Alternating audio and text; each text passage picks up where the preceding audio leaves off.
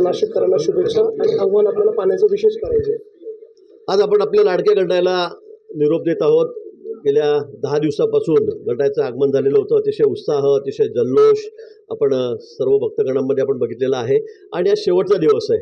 आज बाप्पा वर्षभरासाठी आपल्याला सोडून जात आहेत। आपण त्यांना निरोप देत आहोत, विसर्जन करणार आहोत।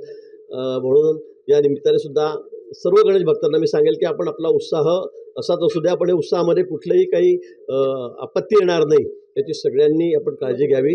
विशेष करून या ठिकाणी विसर्जन करताना पाणी खूप आहे यावर्षी। सगळ्या नद्या तुडुंब वाहत आहेत, ओढे आहेत, नाले आहेत, धरणं आहेत, हे पूर्ण भरलेले आहेत आणि भरलेल्या धरणामध्ये आपण विसर्जनाला त्या ठिकाणी नद्यामध्ये जाणार आहोत। त्यावेळेला कुठली दुर्घटना होणार नाही याची काळजी आपण सर्वांनी घ्यायची आहे।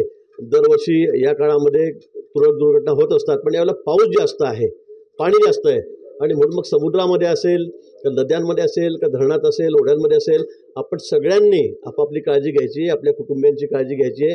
एवढं आव्हान मी आपल्या ठिकाणी कळेल। काही मिरवणुकीमध्ये मग इलेक्ट्रिफिकेशनचं काम असतं, त्या ठिकाणी आता शॉक लागून पुण्याला दोन जण दगावल्याची बातमी आलेली आहे। मला वाटतं या बाबतीत सर्व मंडळांनी सुद्धा काळजी घ्यावी, आपली वाहनं नीट व्यवस्थित तपासून घ्यावी, कुठे ब्रेक फेल होणार नाही, कुठे फेल होणार नाहीत याची काळजी आपण सगळ्यांनी घ्यावी। एवढं आव्हान मी आपल्याला या ठिकाणी करतो। पोलीस प्रशासन सर्व आपल्या सोबत आहे। नदीकाठी सुद्धा आमचे सगळे लोक महाराष्ट्रभर तैनात आहेत।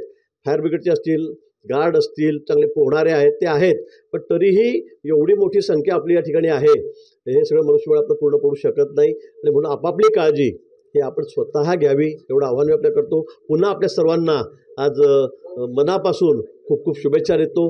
धन्यवाद।